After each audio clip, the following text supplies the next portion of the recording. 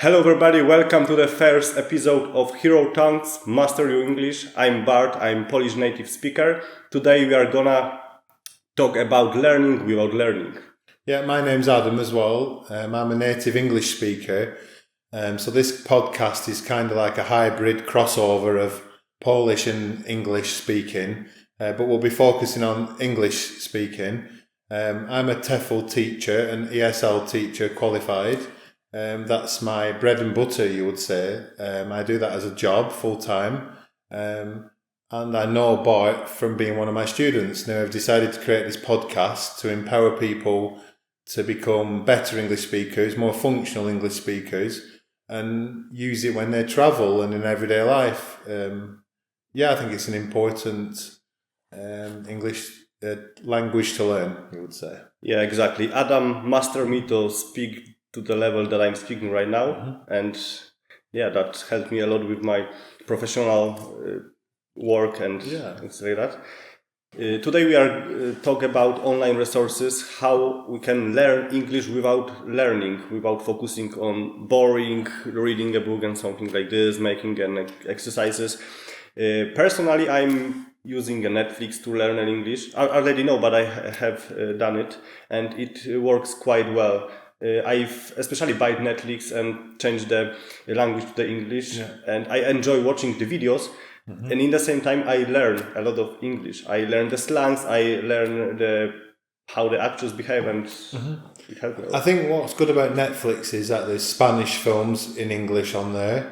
So they were directed obviously by Spanish or different European directors, but they're in English language.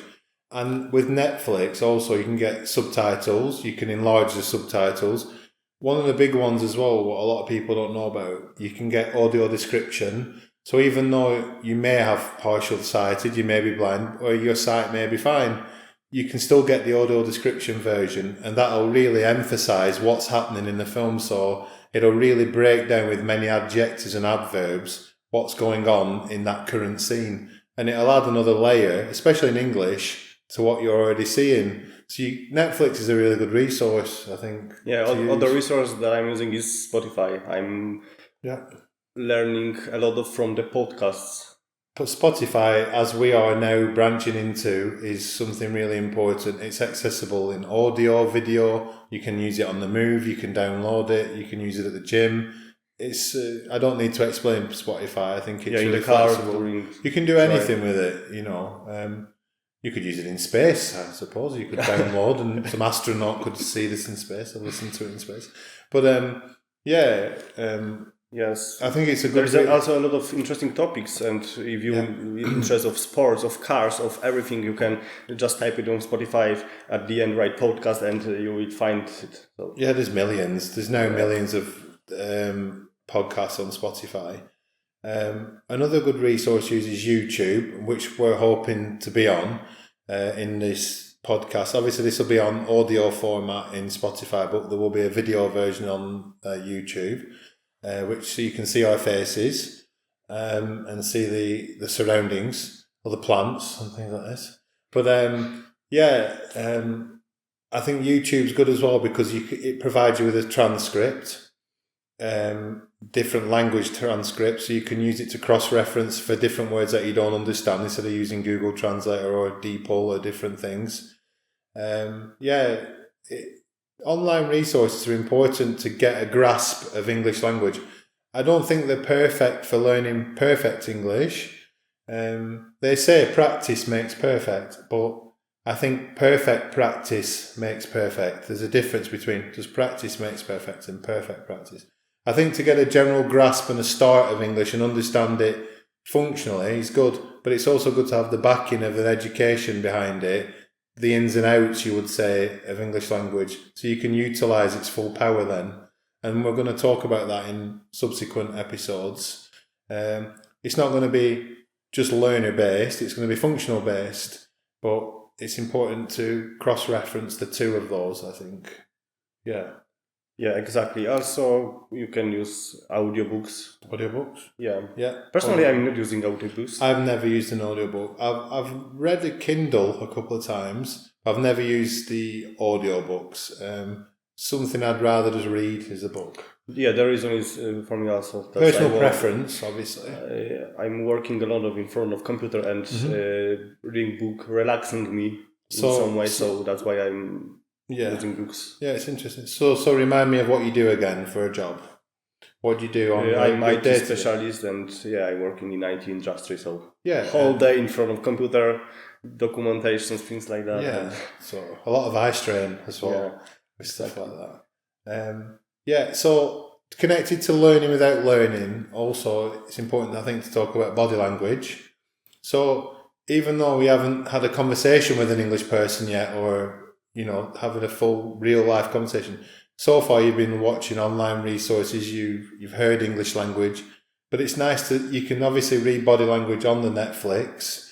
Not so much on Spotify unless you're watching podcast videos. On YouTube, you can learn a lot of body language. But you learn body language in the real world. So when you travel, when you go to different locations in your home country, when you just watch people, people from different countries operate and talk in different ways. Yeah, exactly. Sometimes you don't need to know full language to communicate with somebody. No. You can ask, what time is it, only to put finger in the watch. What time is it here? Where do I go? Is it down there? But you get an emphasis on what someone's trying to say and what message they're trying to convey just with body language. You don't have to be a body language expert to know this, but we're programmed to read body language instinctually, animalistically. We're programmed to pick up on the vibe of other people. So we could talk to people without a language before language was even present thousands of years ago. Now we have languages. But so we're still programmed, we're still humans in that sense. Language just makes it easier to convey an exact message. Yeah, and also it's important to focus on the people behaves, how people behaves in particular situations. Mm-hmm. If somebody is scary, what he's saying in the situation. If somebody is looking for something, how will he behave. So that moves on to facial expressions. So with body language, you can have facial expressions connected as well. So if someone's frowning, you would say where they crease their face. If someone's smiling, if it's a positive or a negative, you know how then to respond to that. Either run away or use your words, or it depends what level of threat or what level of emotion or happiness someone's trying to convey to you. It's very interesting, and this is before you start learning words. It's an interesting topic. Language is an interesting topic. Talking only with hands. You can talk only with hands. You can talk only with your hands, yeah. With movements.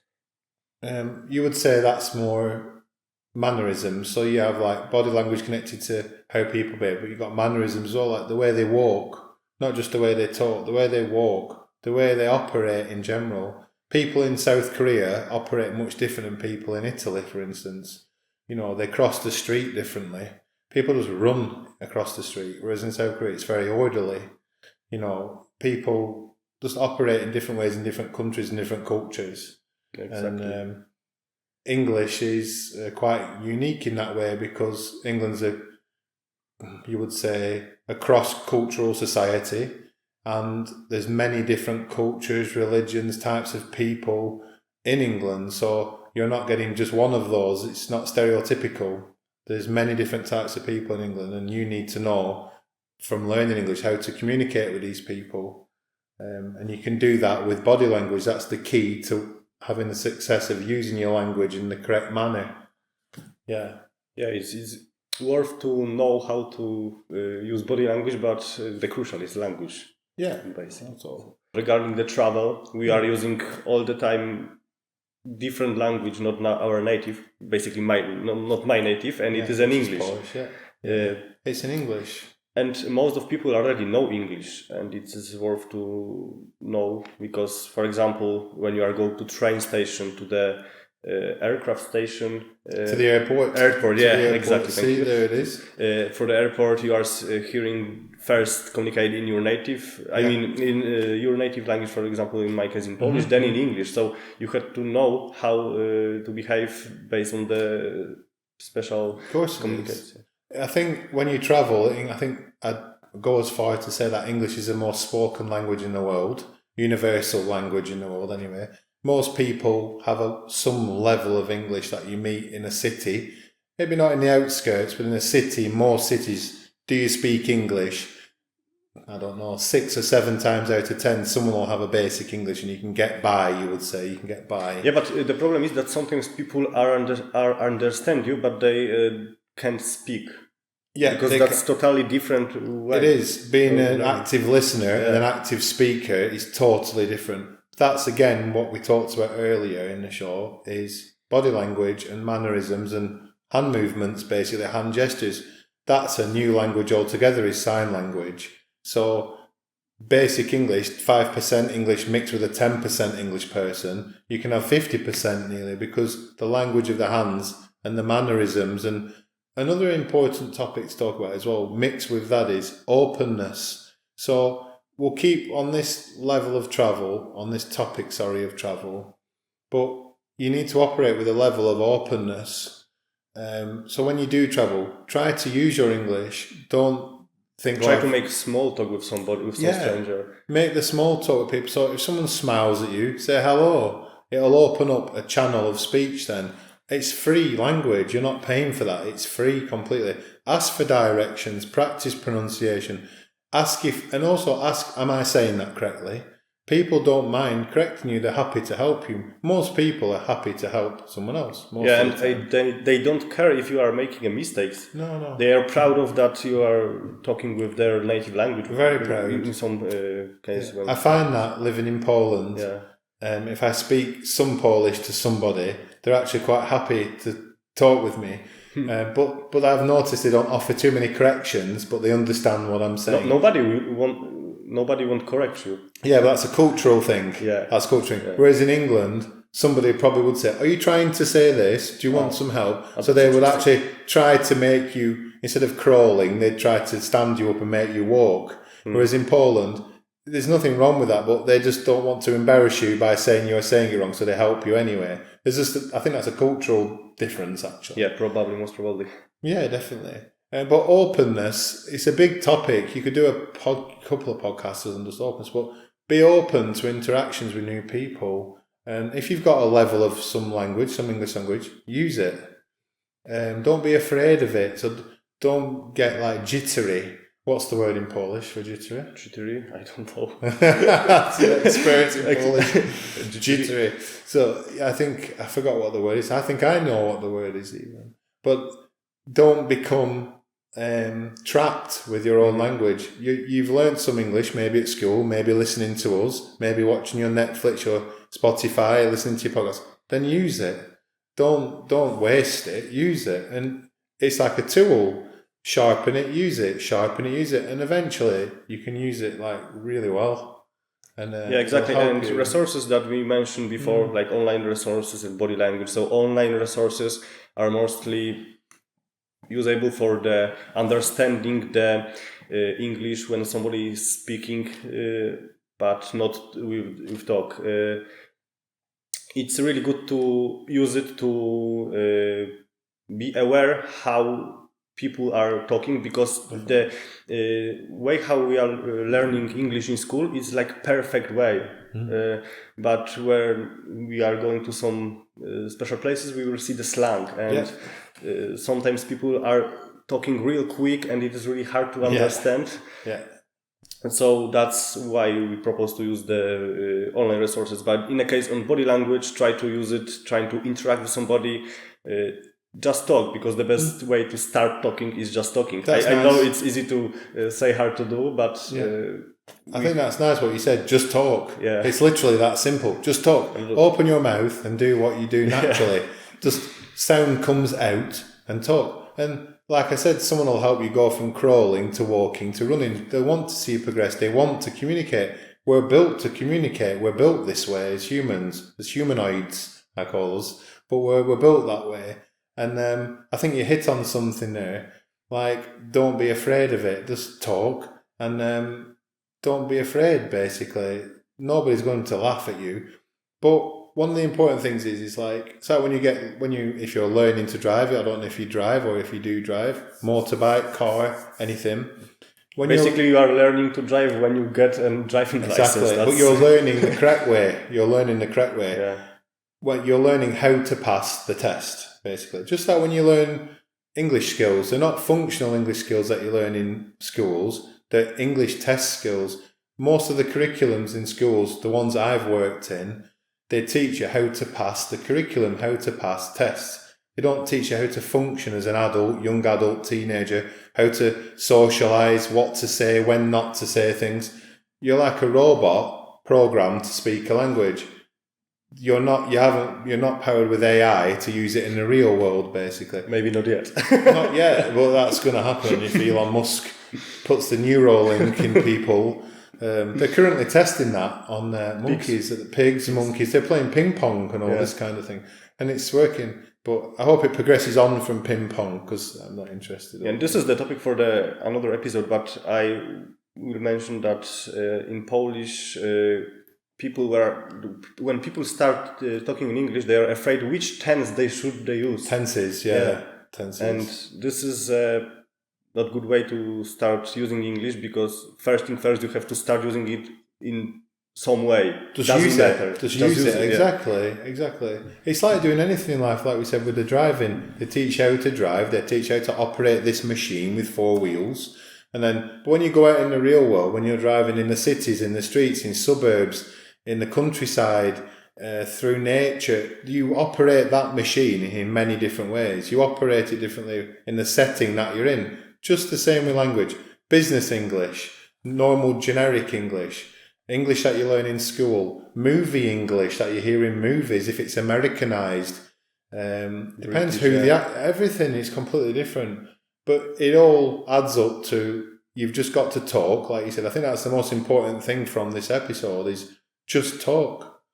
Don't be afraid of just having a chat with someone. Be open, especially when you're travelling to English-speaking countries or dominant English-speaking countries, and just practice using your tool, use it. Yeah, exactly. And also I remember about one thing.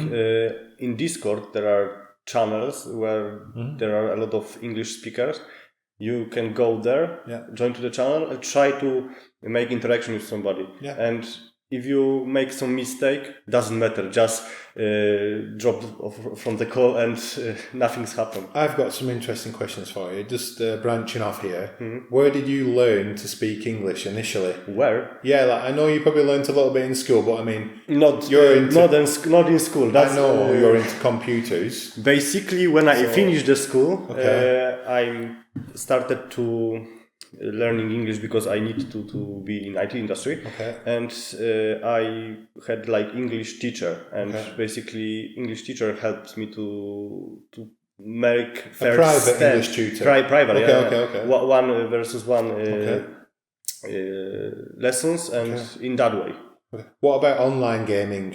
Things like that. Online gaming also. But that's a big topic. I play a lot of Counter-Strike. And it worldwide players. So we can say that the first initial start was with the. That's why I asked, because I had a feeling that it probably was that. You've had the headset on and you've been conversating. Yeah, I conversate, but it wasn't the same, because I learned by heart some special sentences regarding the game, because that was crucial, and I use it. But first interaction. But it was functional English for you at the time. I need to move to the left. He's hiding behind there. Let's move over there. Yeah. And you're understanding prepositions. Give me the weapon or something like that. Yeah, but you're understanding directives. You're understanding movement. You're understanding why you're saying that. So you're learning without learning. Yeah, exactly. But in this time, I wasn't able to order something in restaurant. No, for example. No. So there's different levels of functionality. But you, at your age, whenever that was happening, what was important for you was to conversate with your other team members on your computer game, which is probably like a little bit of a hobby, you would say, something you do in your free time when it's not studying or doing other things or socialising. And you're learning prepositions. Let's go under there. Let's go over there. Let's go next to this. You're learning without learning all the time. But you were talking, so you weren't putting a tape over your mouth. You were having a go, you would say. You were having a go. And that was the gateway to learning English. Yeah, exactly. And it's important, that's why just talk. However you do it. Have a go. I have also one point in my life when I talked to stranger in Krakow. I just started to talking. To the stranger. Yeah, to the stranger. And sometimes also to the Polish people, but in English. Yeah. It was interesting. But I had to like break the ice and start doing it.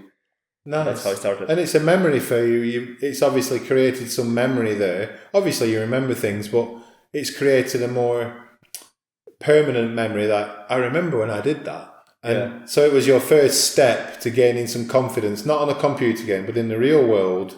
And then you thought, I'm going to get a private tutor and I'm going to start polishing the language up a little bit here. That's how I... It's clever. It's interesting, your journey. You know, I didn't know. Yeah, but I'm saying it like really easy right now. But when I did that, I was shaking. You had jitters. Yeah. We'll have to find what it means. I was extremely stressed.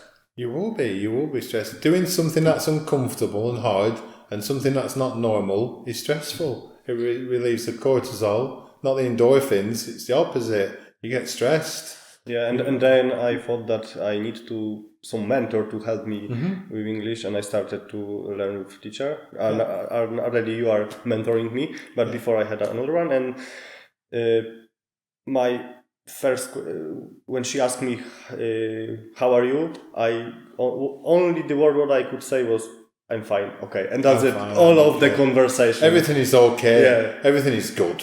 And good, nice, okay. But it's raining outside. That was good. It's snowing now. Good. I'm hungry. Good. You know, like it's like you need some more words now. Like exactly. Yeah. So some of the topics that we want to start covering in these podcasts are functional English. So going to the airport, so forms of travel, basically. Going to airport, going to the bus. But not just getting there, but finding your way around, asking for information, lost luggage, things like this. So situational English, you would call it. For travel, I think that's a good way to start the podcast. But we'll also be talking about experiential knowledge, just like we did then. Why did you start learning these? When did you start learning English? And I think it's good that listeners listen to taught English, like what would you say in this situation, what would you say, but also listen to the way we talk, and we just talk rubbish sat on a sofa.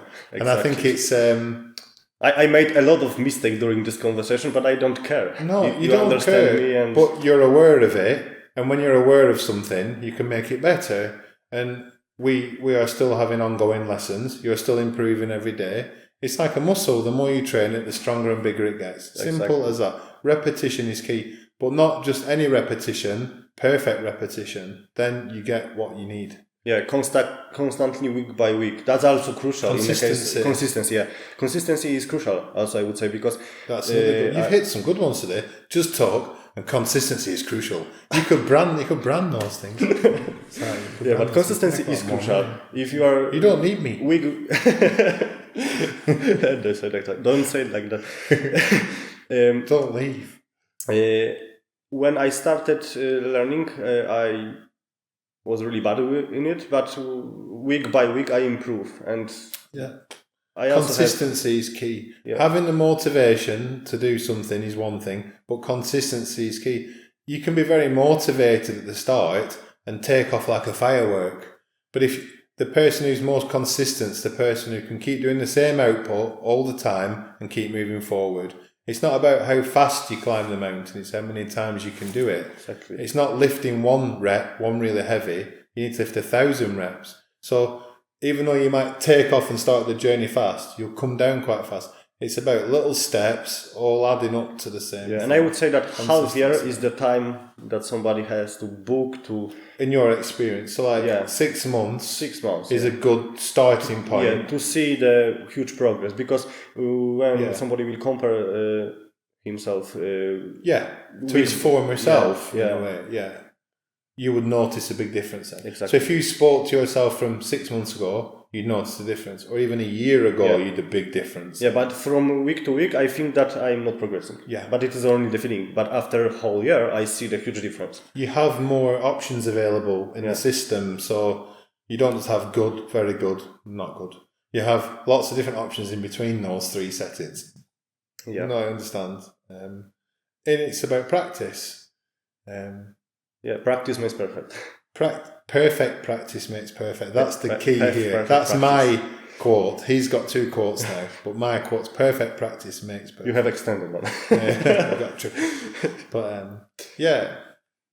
Okay, I think that we can finish here. Yeah, I think and it's a starting point. Thank you for being here in this podcast. Also, I want to mention that Adam is English teacher, and if you need mentor, down below in the description will be the contact for him, and he has like couple slots in his calendar. So schedule meeting, practice your English.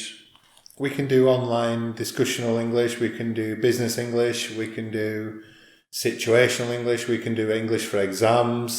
There's lots and lots of things that I cover. And if you want any more information on what services I would provide, just send me an email, description in the link below, and I'll be more than happy to help. First session's free, 20 minutes sort of getting to know each other, what you expect from me, and then we go on from there. Yeah, and 100% recommendation from my side. As you can see, I'm speaking. Yeah, you're speaking. Yeah. No, thanks for listening, and hopefully much more of this. So thank you. Thanks you, and see you in the next episode. Bye. Bye.